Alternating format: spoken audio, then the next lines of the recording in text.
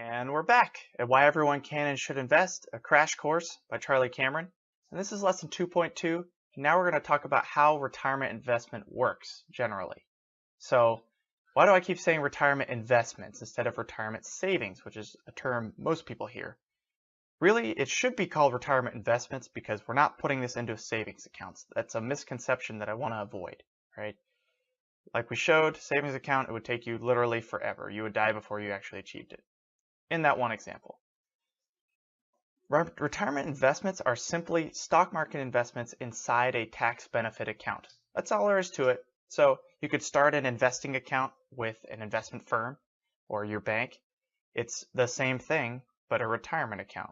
It looks exactly the same once you create it. It's just tax benefits.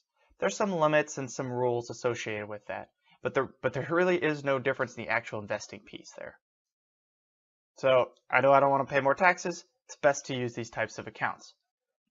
And so some of the advantages of these retirement type accounts, as I mentioned, giant tax advantages.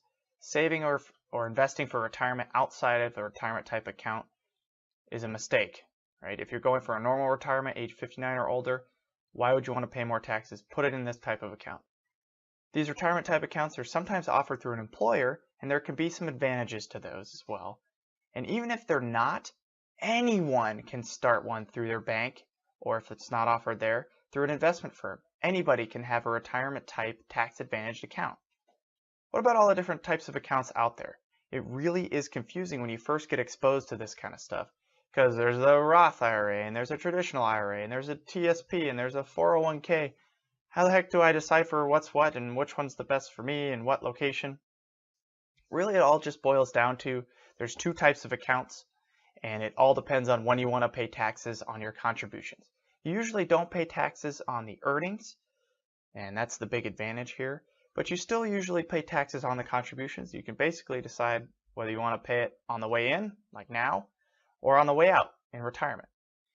And it doesn't matter a whole lot which one you choose right now, because A, you can always switch later to a different type that you think might be better for you.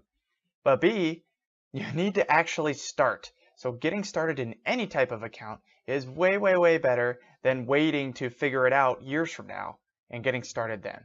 Okay? So it takes a little more time to go into which accounts might be the best for you. But again, at the end of this course, I'll show you a resource that can help you with that.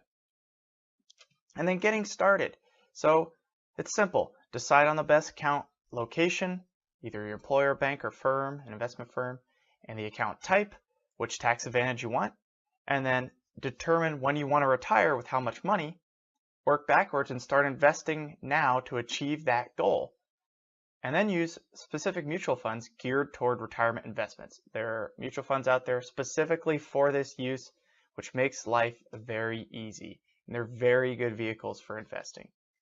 If you want step-by-step on this, again, I'll point you to some resources.